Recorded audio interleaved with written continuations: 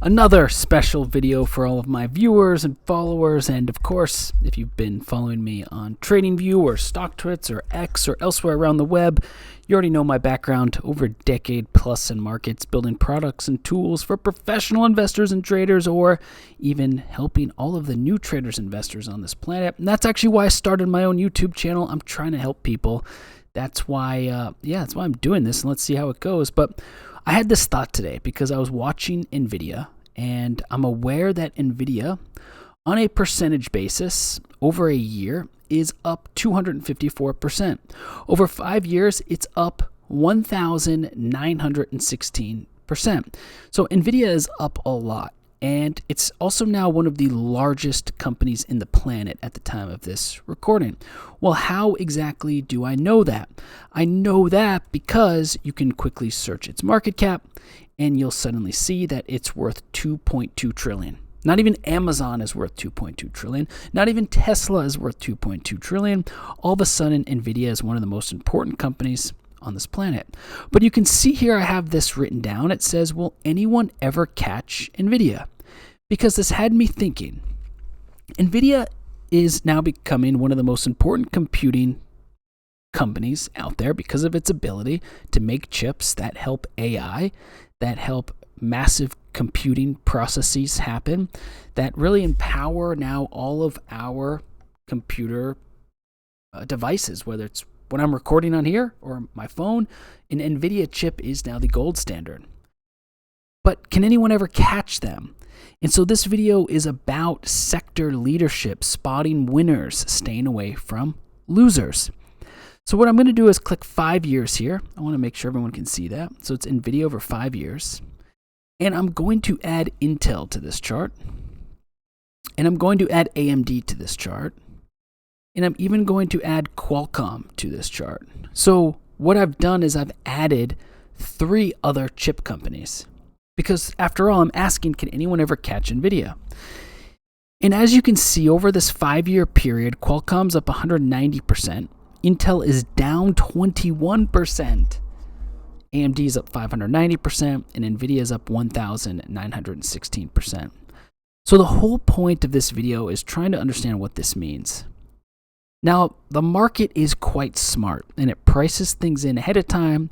There are investors and research analysts and all sorts of people out there who go and talk to owners, experts, product developers. They go test the actual product, talk to end users, and at a certain point, they probably can discover that, hey, someone's really running away with this. And that's what the point of this video is so say, for example, that you're interested in investing in AI and you think that NVIDIA is too expensive. So you think that maybe Intel, AMD, or Qualcomm are the better purchase. And maybe you were thinking this a few years ago. So we'll just sort of zoom in here. Why don't we just take it to like right here? So you can see here from a period of April 2022 to January 2023, all of these symbols were tracking each other. So there really wasn't much of a difference. But as you do zoom out a little and go through time, you can really start to tell that NVIDIA, the blue line here, starts to pull away. In fact, it starts to pull away so much that there was a period in time when AMD was negative, down 10%, Qualcomm was negative, down 35%, Intel was negative, down 42%, but here's NVIDIA up 33%. So sometimes it's not about just buying something because it fits a category. It's you want to buy the winner in that category. In fact, it's data points like this that can help you discover the winner in a category. So if your plan was to play AI at this point, well, obviously there's tons of AI stocks to play because all chip makers are technically an AI-based company. But now the question really is, who is the best of the best? After all, the best product wins. There's no point in buying an inferior product just because it looks cheap or because it's lagging or because you think it can catch up. The simple fact is people want the best product, and the market started to catch on to that. And that's what's so amazing. The market is really freaking smart. And as we zoom out here, you can really just start to see this change over time. In fact, from 2022 here, all the way up until 2023, look at the outperformance. Now, this is called a divergence, the gap. So the gap between all the other ones and NVIDIA, that's a divergence. NVIDIA is going this way, the other ones are going that way. They are diverging paths, and there's a huge gap between them. That gap is such an insightful piece of information because it tells you right away who the market is betting on and who they're not betting on. You could even make an argument that there was some smart money in Intel or Qualcomm or AMD at this time that realized NVIDIA was running away with the AI race, and they potentially rotated their investments away from Intel and into NVIDIA just to be a part of the winning product. And we're just going to go back out to this 5-year marker, and once again, you can just see the difference here. So this video is all about relative performance and how to use relative performance to make better decisions. So I'm just going to now talk about this 3-step process. By the way, a 550% gain is pretty dang good too. So if you held on to NVIDIA, congrats. But that's not really the point of this video, to congratulate people or talk about this aspect of investing. It's more so strategy based. Like, what can we learn from this and what can we do differently? So the first thing that I want to say about this video is that it is absolutely key to know, and this sounds kind of, cliche, but winners keep winning. Now, the reason why winners keep winning is because what I was saying earlier about all the research that goes into markets is that they are discovering this in real time. And there's something that's, under the surface that someone knows that is showcasing that this company is starting to win. And once that sort of gets out into the market, once it starts to get priced in, it has a tendency to build on itself. The marketing gets a little stronger. The buyers come in a little stronger. The price goes up a little higher. The news articles start to cover it. Now people start talking about it. Now more buyers come in. The winners keep winning. They really do tend to grow on themselves, and the momentum starts to build. Secondly, what's key is that an entire sector cannot necessarily win. Sometimes it is a winner take all, and you want to be able to do the research to understand whether you have a winner or not. Because, as an example, AI is a really hot topic at the moment, but not all AI stocks are winning. That's one of the key takeaways here. So if we go to 1 month, for example, or actually let's see. So we go to year to date. So we're looking at a year to date chart of all of these chip companies. They are all going to be involved in AI in some way because their chips will power the computing resources required for AI. So just because it's one of the hottest sectors in the world does not mean that they're all winning. In fact, Intel is down 12% since the start of the year.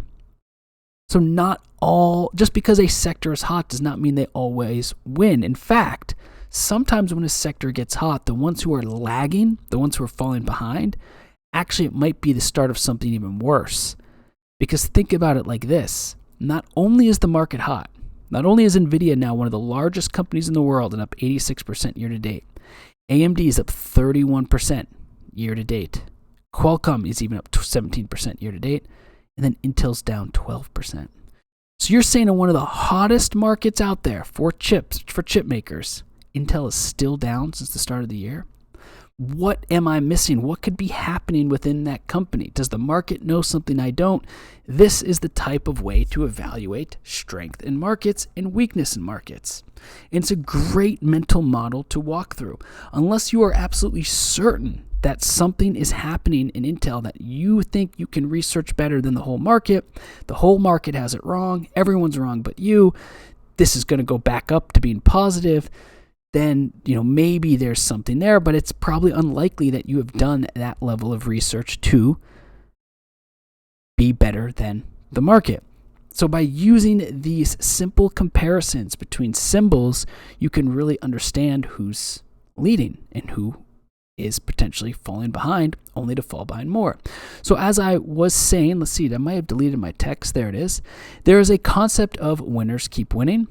there's a concept that winners sometime take all. So it should be winners take all. And by the way, that is a huge misconception, because if you do ask sometimes the average investor, hey, AI is one of the most trending topics in markets. Would you buy a basket of chip stocks? They would sort of say, yes, of course. All chip stocks are going to benefit. Not necessarily, because one company could eat them all. In fact, a great example alone is Apple. Apple absolutely destroyed BlackBerry. Just because BlackBerry was a smartphone maker like Apple during a hot Apple, smartphone run, does not mean that all of the smartphone companies would win.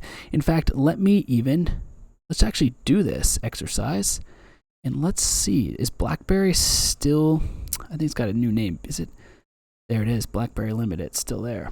In fact, this is a great one. Let's delete these drawings, and let's just zoom out to 5 years. I mean, look at the difference. And this is 5 years, so actually, it's not even enough time. I've got these drawings here. Oh. We'll stick to 5. Let's go back to when the iPhone was first released. Oh my gosh, see that? When the iPhone was first released, was that 2008? So BlackBerry's down 96%, Apple's up 3,330%. So the sector did not win. You cannot say that just because smartphones have been the most important tool in modern human history, all smartphone makers won.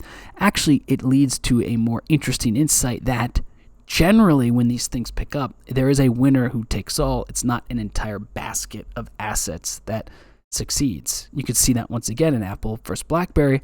We might be seeing that play out today in NVIDIA versus Intel, AMD, and Qualcomm. But the point of this really is the concept of understanding sector strength and how to compare symbols and how to try to understand who's leading and who isn't.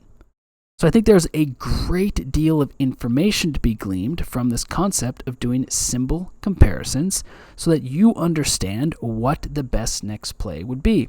In fact, one that's rather interesting is you have Apple here. And what's so interesting about Apple is if you even compare Apple to NVIDIA, you'll see that Apple is starting to also really underperform. NVIDIA, of course, 26% is still quite good. Let's just do it on a year-to-date basis. So NVIDIA is up 87% in a year. Apple's down 5%. Well, Apple's been the leader in tech for a very long time. Is something changing? You just have to ask that question. And in markets, things do change fast. The market acts quick. The market rewards winners. Oftentimes, winners take all. It is a competitive system out there. Now, I'm not saying that NVIDIA is going to flip Apple one day, or Apple now is on the way out and NVIDIA is going to overtake it, but it has to have you thinking, because symbols don't move like this at this size, $2.5 trillion now, all that often. Is the future here all based, is the future of tech all built on NVIDIA products? Meaning, is there potentially a whole new wave of smartphones that are about to hit the market, all built on top of NVIDIA? After all, Apple's chips don't even compare to NVIDIA, so would an NVIDIA smartphone greatly outperform Apple and be more powerful than Apple? I'm not saying that's the case, but it's something to consider, and it's why I wanted to make this video, which is that sometimes people are complacent in these types of trends, and they don't do these comparisons to try to see what the bigger story might be saying, or what potentially is moving out there. More importantly, who the winners really are, and of course, who they aren't, because it's not often that everyone wins together. So winners keep winning, winners take all. And the last and final point is essentially that you must compare symbols to find the winners. Because at the end of the day, it is all about opportunity cost. So if I buy Apple today and don't buy NVIDIA, even if Apple goes up 10%, let's say, but NVIDIA goes up another 100%, let's say, I have technically lost on that trade because I could have bought NVIDIA and made that much more money. It is a relative trade. Sure, I still made money, but everyone else who bought NVIDIA still outperformed me. Or maybe the S&P 500 goes up more than Apple, and that means I could have bought the index, I could have had more diversification and made more money. So the whole point of comparing symbols to find the winners is you must remember every trade you make is a trade-off of something you could have done. It's a pretty torturous game to play. Of course, if you make a profitable investment or trade, that's great. Always pat yourself on the back. But you must remember to compare these symbols to one another to understand if your trade was really that good relative to everything else that was available to you. So the whole point of this video, after all, was just to demonstrate to all of the viewers on my channel or new traders and investors who come here at the level of research you should do to ensure you are finding the symbols or companies that make the most sense, not only on a relative basis, but in terms of if they are the winners. Because after all, you want to be buying winners. So I hope this video helped you, just gave you a quick starting point on doing a comparison of symbols, the insights you can glean between who's outperforming, who's underperforming, and also this component that, the markets are really competitive. It's not often that everyone wins in a sector. Sometimes there really is truly one winner. They take it all, and really comparing symbols is your best way to find out who those winners are, and it's your best way to gauge your sort of trade-off. If you buy this, you are foregoing buying that, and what sort of can you, if one symbol goes up more than the other, did you miss out on that potential gain, or were you a part of it? So that's the video, and I hope you enjoyed it.